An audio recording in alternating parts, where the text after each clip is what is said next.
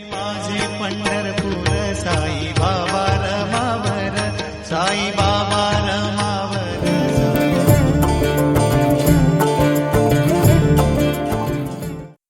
ధూప్ గ్రామానికి చెందిన చాంది పాటిల్ అనే శ్రీమంతుడి యొక్క పెంపుడు గుర్రం తప్పిపోయింది. ఎంతో ప్రియమైన గుర్రం కోసం అతడు 2 నెలలు శ్రమించి వెతికినా ఫలితం లేక గుర్రం జీనును భుజాన వేసుకొని నిస్పృహతో ఇంటికి బయలుదేరాడు.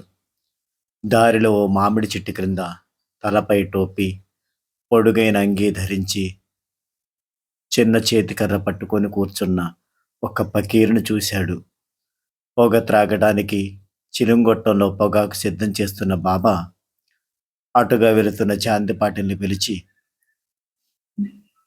చిలుం పీల్చి కొంతసేపు విశ్రాంతి తీసుకో అంటూ ఈ జీను ఎక్కడిది అని అడిగారు.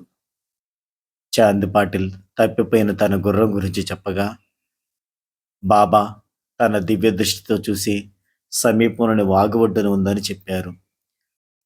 చాంది పాటిల్కి ఆశ్చర్యాన్ని కలిగిస్తూ గుర్రం అక్కడ కనిపించింది. బాబా శరణం సాయినాథా శరణం సాయి బాబా శరణం.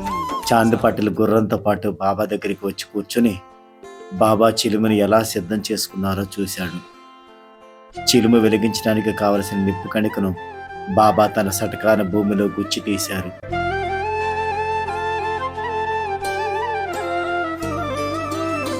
సటక మళ్ళీ నేలపై కొట్టగానే నేల నుంచి నీరు పైకి ఉబికి వచ్చింది. నిప్పు కణికను చిలుములో వేసి నేల నుంచి వచ్చిన నీటితో చిలుము చుట్టిన గుడ్డను తడిపి సిద్ధం చేసుకున్న చిలుమును తాను పీల్చి చాంది పాటిల్ని కూడా పీల్చమన్నారు. ఈ మహిమను కళ్ళారా చూసిన చాంది పాటిల్ నిశ్చేష్టుడయ్యాడు. బాబా సామాన్య మానవుడు కారని, ప్రకృతిలో పంచభూతాల మీద పూర్తి ఆధిపత్యం గల గొప్ప ఔలియా అని తెలుసుకున్నాడు. పాటిల్ ఆహ్వానంతో అతని వెంట వెళ్ళి బాబా వారింట్లో కొంతకాలం ఉన్నారు.